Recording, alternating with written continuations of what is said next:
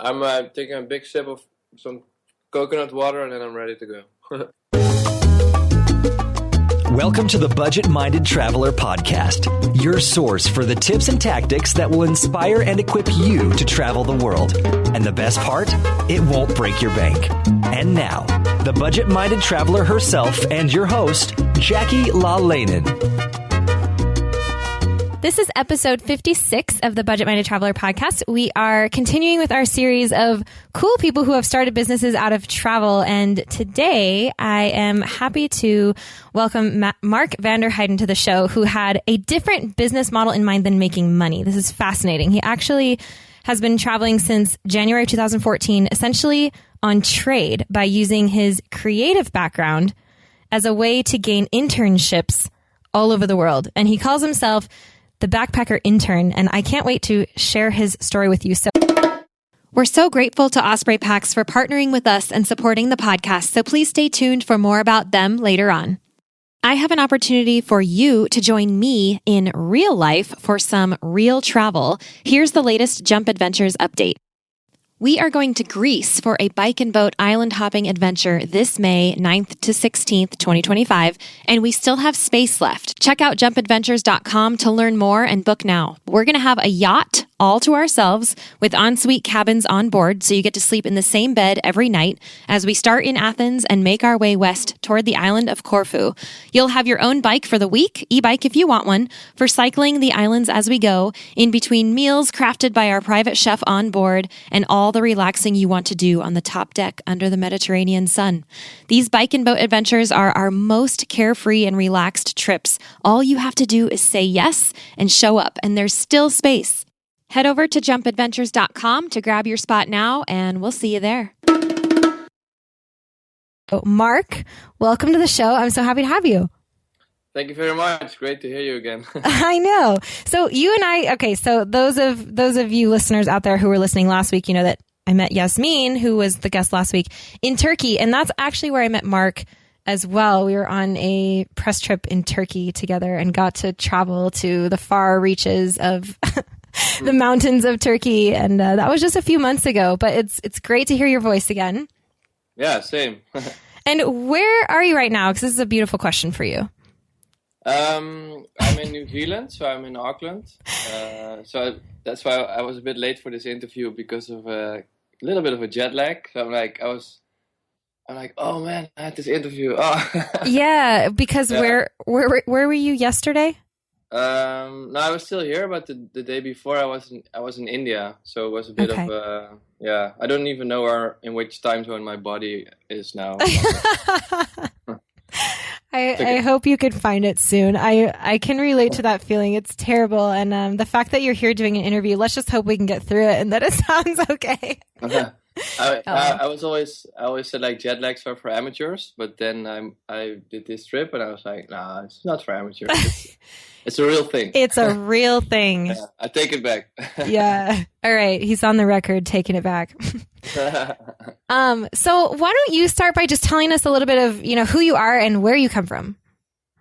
Sure. So I'm born in the Netherlands and I used to work as a creative copywriter in advertising for about 6 years in Amsterdam. And about 2 years ago, I decided to flip the script. So I quit my job, left my apartment, and I gave my bed to an orphanage. And I bought an around the world ticket, rock and roll. But after that, I actually realized that I didn't have enough money to do all the things that I wanted to do, which is not that smart. But as a creative, I always think in solutions. So I actually, my problem also became the solution. So I thought like, what do I really need to survive on a trip like this? Because I already had the flight tickets. And then I thought, it's almost like the physiological needs of Maslow, like, room and board to survive. And I was like, yeah, maybe I can just like exchange my skills that I learned from the last years for the only thing I need to survive, which is room and board. And I was like, oh, that could work. And then I came up with the name, the Backpacker Intern, which was still available on all social media channels. So I claimed it. And I launched like a 1-minute video that I created with friends to explain the idea. And in a way, it got picked up by a lot of media, and I got more than 750 job offers from all over the world. This is crazy. And I'm going to back up here for just a second before we get into that. Had you done much traveling before this? Yeah, I did some countries. I mean, I was already, like, I love traveling so much. Like 9 years ago was my first kind of big trip. I went to Peru with my best friend. And it was just like, the people say like you get bitten by the travel bug, and that was for me the moment. Like I just still remember this moment that we were like hiking the Inca Trail, and our guide said, it's around the corner, and we walked around the corner, and then there it was like rising up between the mystical clouds, like Machu Picchu, like world wonder. And I was like, I had like goosebumps for about 10 minutes, and I couldn't talk. I was like, wow, man. So there's so much, it gave me so much energy that I wanted to do it more and more. So, okay. So when you did your round the world trip, then did you complete that? Like, was it after you got home that you kind of ran out of money, or were you in the middle of it when you needed a solution? No, it was actually before. So I was just like, I wanted to go for 6 months, so I booked this around the world ticket for about 7 destinations. And so I started in Asia, and then, a big part was in the US. So I started calculating, and I was like, oh, it's quite expensive in the US. So, but in the end, I'm still on the road. So instead of 6 months, it's now almost 2 years already. So. Okay, so that's what you started in January 14 was this round the world trip that you had? Right? Yeah. That's it, okay. Yeah. And so what happened with the video? Because I've seen this video and it's really well done. Did you have help with that? Yeah. So I think that was also an advantage that I worked in advertising for a couple of years. So I created some, different films for brands and charities and stuff. But I also have a lot of friends in the creative industry. So I owe this one big time to a couple of my friends, like a director and, editor and stuff like that. Okay, yeah. So they basically also offered their time and space, and also like a radio studio. They did the sound for free, and actually the voiceover is a woman who works at the radio studio. Mm-hmm. Wow. So, I'll do it for you. And so it's, people just loved the idea, and they wanted to help me out. So I think that's like a good lesson, that if you have a good network and you actually, have people who trust you and who you help out, then they will help you out on a day that you need it. So. Absolutely. And something that stands out to me was that you didn't just hold up an iPhone and selfie record yourself, which, I mean, there's nothing wrong with that because I do that all the time. But I mean, you actually really put in the effort to make this really good. You must have had some sort of a grand idea around it to be able to say, okay, let's make this really good because this is going to work. Did you decide that, that was going to be the case beforehand? Yeah, it's funny because there were different. It's not like a 1 day or week project. I worked on it for a couple of months before I actually launched it. Mm-hmm. Okay, there you go. Yeah. Yeah, a lot of struggles, like deciding what to do and what not to do. And I mean, it was not like super horrible. I loved the process, but it was actually a lot of work. Mm-hmm. And I don't know. It's funny because I did like one version of the video. I did about 3 takes, and then I was like, oh yeah, it's cool. And then I actually showed it to one of my friends who was the head of production of Heijden and Kennedy. It's a really big agency. And he's kind of, he's a bit of like my mentor and a really good friend. So I know if I ask him for advice, especially on these kinds of things, then he will be really honest. So, So I showed it, and then he was like, yeah, it's cool. And then he said, but if you really want that this thing, takes off and goes all over the world, you have to do it better. Because the first version was like, I was looking so serious into the camera, and because I was focusing, I had the voice over as a MP3 file on my phone. Mm-hmm. And I was just like trying to time the, throwing those.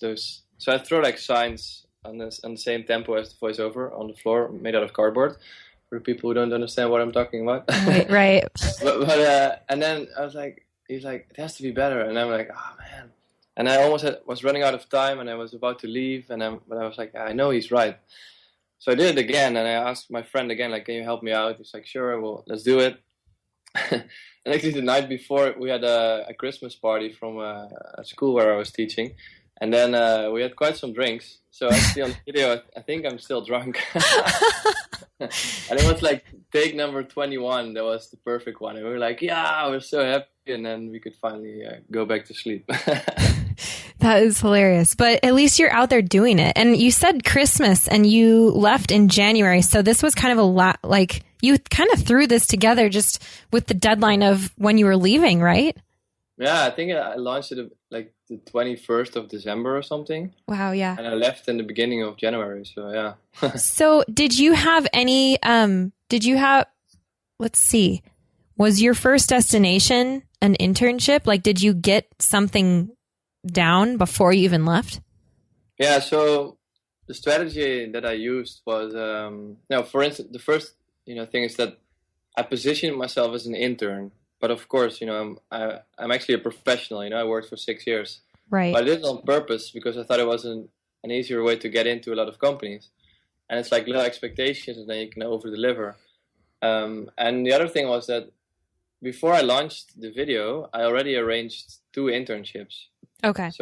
So to make it look credible, I mean, it was credible because of that. So if people would see the video, they're like, oh, that's an interesting idea, or not. But if they would like it, they would check out the website. And they see like, oh, he's already going to Amnesty International in Bangkok and McCann, which is a big advertising agency in Thailand. I think that actually helped a lot because after that, other agencies and NGOs and brands were like, wow, we want to be part of this as well. And yeah. Well, yeah, they're getting exposure. They're getting a smart person, and they don't have to pay you. They're just giving you room and board, correct?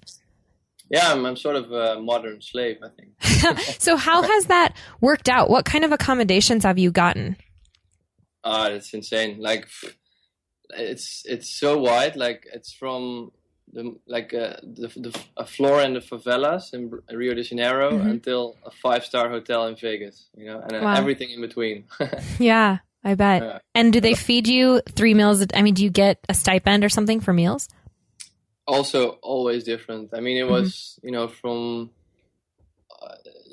street food, or like they gave me, the whole fridge was filled or not, or some people didn't even know that that was the deal. So in the beginning, I sometimes just paid for it myself because I thought it was stupid to ask for it. But then I was like, man, this is my payment, so I should ask. No, you're right about that. Yeah, and but also like a lot of big ass restaurants and just everything, or mom's cooking, and it was just cool. So fascinating. Yeah, and it was also like a world trip in food. Yeah, well, I always say that one of the best things about travel is the food. It's an extremely tangible way to experience other cultures. So that's just like a bonus that you get there. Definitely. And so you had originally the 6-month plan from the beginning, but it obviously continued. But can you give me like a ballpark idea of maybe how much it did end up costing you, maybe like an average per month or something, since you were able to do it this way? So I had some savings before I left. So I mean, it's a bit of a crazy idea, but I'm also not stupid, So I knew that I needed a backup. So I saved 10,000 euros, and I managed to survive with that for more than 1 year. Mm-hmm. Wow, that's awesome. I think in total in 2 years it cost me about 20K or something in euros. Yeah, but that's amazing. I mean, I know people who spend that in like a 5-day trip. So yeah. So I just because of that, I saved a lot of money, but I also use different ways to travel cheap or for free, I did couch surfing, I did hitchhiking, or I take a bus instead of a plane, all that kind of stuff. There's so many ways to lower your costs. Of course. Definitely. That's kind of what we're all about here. Yeah. That's what you do, right? That's what I do. I know. Anything to keep it going, right? You sacrifice things, and it gets down to the needs, not the wants. We'll come right back to that. Let's take a moment now to thank our wonderful show sponsors.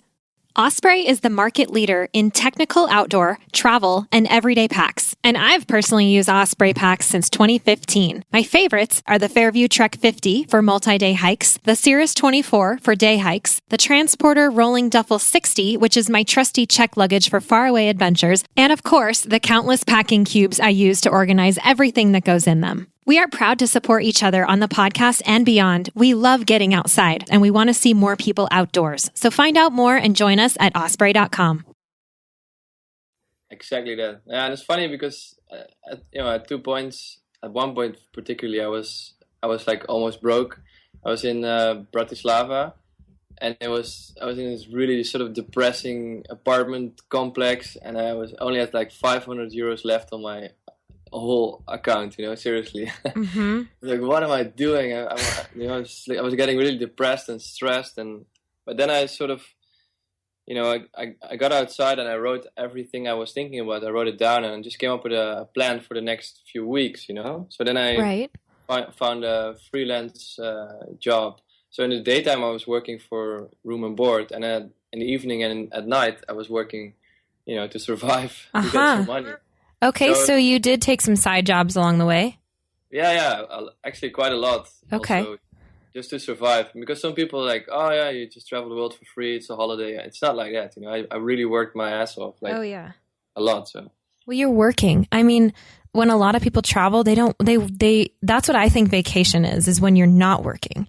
But you're not on vacation. It's just your lifestyle. You've just moved your life to the road. You're still working all the time. Actually, yeah, I mean it's a good mix. I wouldn't say it's all the time, but I just I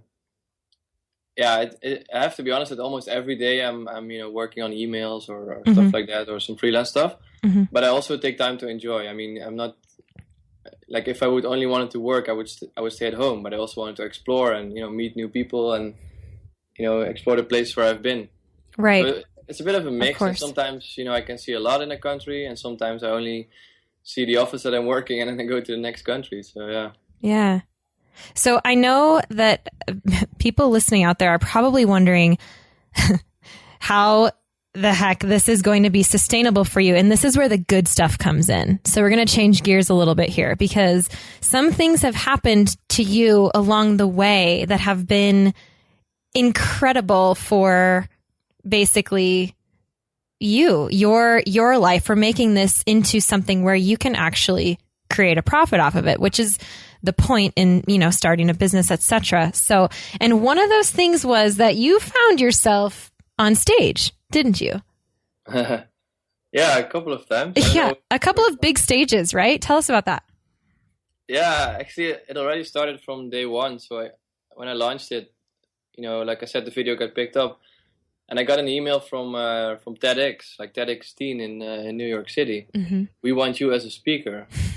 What? That's so awesome! Yeah. Yeah. So I was in Bangkok when the Bangkok shutdown was. So it was like sort of like a protest in the whole city. It was crazy with all the whistles and people screaming and a lot of noise. And I was trying to Skype with the woman from TEDx. Mm-hmm. She's like, "What are you? Where are you?" And like, I'm sorry, this is the only place with Wi-Fi, and it's crazy. But and then she said, "Yeah, we want to invite you because we really like your story." And then I said, "Yeah, but I didn't do anything. Where do I have to talk about? I don't know what I have to talk about." She's like, "Yeah, it's in 3 months, so you will have a lot of adventures." And I'm like, yeah, I'm not going to say no. Yeah, no kidding. That's kind of scary, though. You're like creating the content as you go. Sure, I promise I'm going to have something in 3 months. Yeah, I sort of had to do adventurous stuff.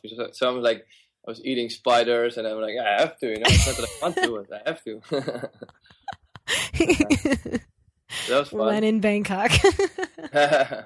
So you started with this trip to the U.S. for this TEDx Teens. Was that, do you mind if I ask you, was that a paid... Did they pay you to speak there? No. TEDx is it's more an honor. It's like kind of a sort of a charity thing. I mean, it's a big name, and it's a global stage. And, yeah, no kidding. So they paid for the trip and for, like really nice hotel and like you meet all these amazing speakers, and I'm still in touch with them. It's just, of course, it's they're lovely. So yeah. And when did the White House come in? How did that come in? Yeah, I don't know. Like, I got this email in, I think, November or something, and it's like you're invited for a travel summit about studying abroad and global citizenship because you're one of the top 100 most influential travel bloggers in the world. And I was like, Thank you. yeah, but I didn't believe it. It was a bit of a weird email, and Mm-hmm. so I thought somebody was, sort of screwing me over because I have a lot of friends in design. I was like, I don't believe it. Mm-hmm. So I didn't reply for about a week, and then I sent like one sentence, like, okay, so who's going to speak? And then I got this official reply, with the whole eagle logo and like National Executive Office of the President. I'm like, whoa, it's real. Yeah, that's insane. Yeah. So it So was, go ahead. yeah, just mind blowing. I mean, I was in Brazil in Florianopolis, and I flew via Sao Paulo to Washington. I'd never been there, and I had like no expectations. Like, wow, it's so cool. It's huge, and then we had a tour in the West Wing and an official Congress in the White House. And I have this little card with the White House logo and then the Backpacker Intern. That's like the coolest thing I have, I think. Yeah, I think you have a picture of that on your website, Yeah, right? Yeah. it's so crazy. That's It's really just, cool. I was like, how can that happen? Like the White House, like it's just I still don't get it, but Yeah, and then there but was so many amazing people, like you just mentioned, Jasmine and Nathaniel, who's I think on the podcast as well, and yeah, he's the like all next these episode. He amazing. actually interviewed me. Oh He wow, came on and interviewed me 2 episodes ago for this, yeah, and then his interview's next. So yeah. yeah, he's such a legend. Yeah, I mean, I was like so many amazing people, and then besides the travelers, also, the right hand of Obama, the right hand of Michelle, Mhm. National Geographic, Discovery Channel, Yahoo Travel. The CEO is just Mhm. Yep. so inspiring, and I was like, that actually gave me so much energy to keep going and working in this industry. So Mhm. yeah, That's so great. So beyond that, this is really cool, and I wanted to highlight this. This is actually a pattern that I'm noticing, because if you guys listened last week to Yasmin's interview, what she did was set out and kind of do her own thing and then decide that she wanted to make that available to other people. And I love that model. And this is something you're doing, because you went out and you set up this model for yourself where you're getting internships all over the world. You're getting experience. You're getting to, have all of this new stuff for your portfolio, your resume. Plus, you've become a speaker on the way. You're gaining exposure. You have these websites, etc. And you have decided that you wanted to make this available to other people. And I love that. So tell us about Wanderbrief. yeah. So like I could have never imagined that this would be such a life-changing phase or in my life or idea. So I actually, from the beginning, I already had the idea to, if it works, I wanted to make it accessible for more people. So the first idea was to do backpacker interns. But then I actually sort of, used all the lessons that I've learned from my project and all the good things. I transformed it into a business model. And basically, it's based on the insight that I discovered that a lot of people all over the world are stuck in routine. Mm-hmm. Because you see the same faces in the same places every day, while creativity and innovation thrives when you break the routine and when you have a fresh perspective. So every time when I came into a company, it was actually a great tool that the company could use for internal projects and new prospects, and sort of the whole company lived up and got like this boost of energy. So, and it was like life-changing for me. So that's why I started Wanderbrief. And the idea is that we connect creatives with companies worldwide, where you can exchange your creativity for accommodation. For an internship, basically, right? Yeah, it's not really an internship. It's more like a real task. So Okay. that's why I sort of made the transition from backpacker interns to Wanderbrief. Okay. So we're going to work on different levels. So we also want to do like consultancy and destination marketing and stuff like that. Mm-hmm. But we're going to start with just building our platform and start small with a so-called MVP or minimal viable product, where we want to make exchanges between creatives and companies. Mm-hmm. So it's like on a voluntary base. So you basically, there's a subscription fee, and then you have access to the system that we're now building, which we have to hurry because I just spoke at a the biggest design festival in India. And like our inbox is like exploding, like all these people, I want to be part of this. Oh no. Like, we need to work harder. Finish it. Yeah. Yeah. So, I mean, it's really good news. People are really interested. Like, big companies are emailing us and a lot of creatives. And so it's just mind blowing. Like I was talking to this owner of a really big company in India, like a design studio. And he's like, yeah, we want to help you out. And we really like the idea.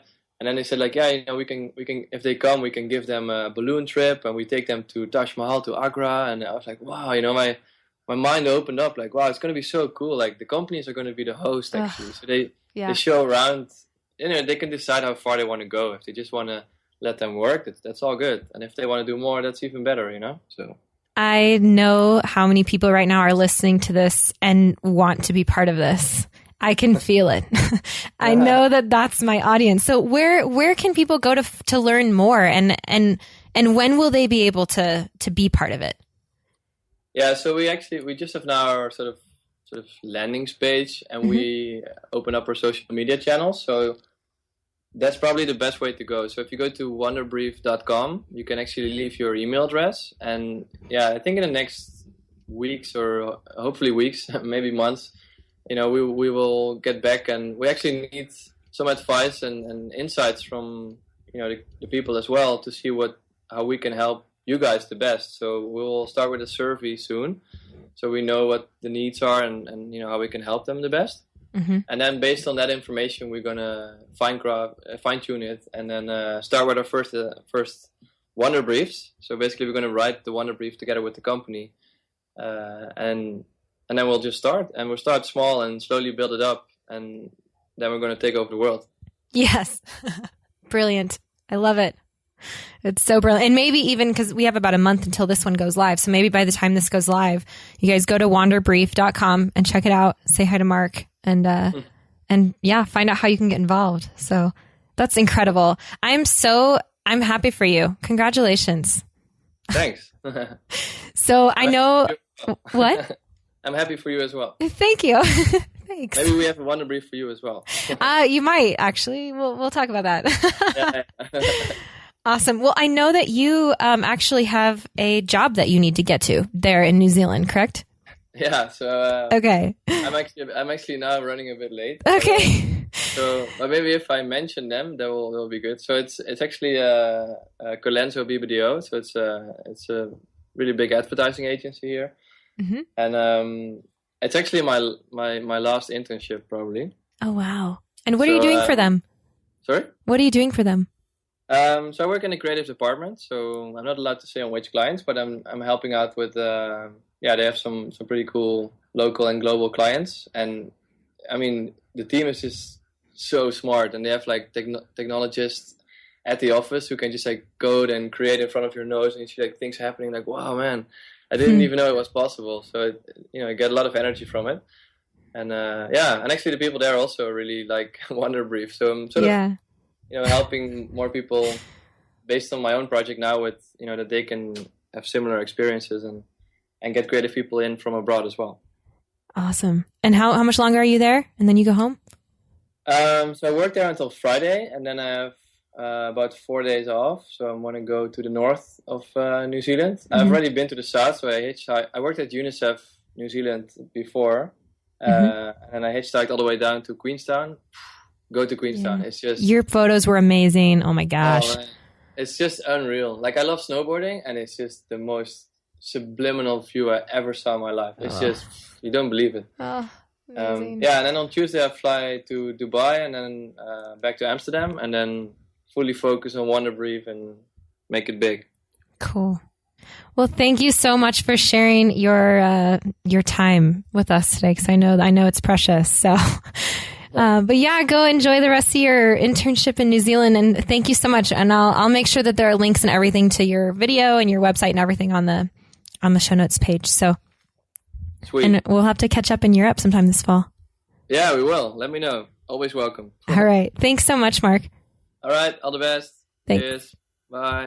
All right, there you have it. Thanks again to Mark for coming onto the show and sharing with us about Wanderbrief and how he started his business brilliantly out of basically following his passions around the world. I think that's so cool. So wanderbrief.com is live. You can go there and put in your email if you are interested in staying informed about what is going on there. And I do believe they are launching the beta version this week. So we are going to see that very soon. So get on that, and maybe that's an opportunity for you guys. And one last thing before I go, I just want to remind you that we have an amazing, engaging Facebook group for the Budget Minded Traveler community. So if you have questions about travel destinations, you want advice, you want to share advice, maybe you've been somewhere that someone else is going to, check out that group because there are new people every day, questions, threads going on. And it's a really great place to just kind of share and, that we're all kind of in the same community with the same mindset about budget-minded travel. So you can check that out at facebook.com/groups/the BMT community, or you can find it through the Facebook page. So yeah, I would love to see you there. And you can find show notes for today's episode at thebudgetmindedtraveler.com/56. And that's it for today. So we'll see you guys in the next episode. Thanks so much for tuning in, and I'll talk to you soon.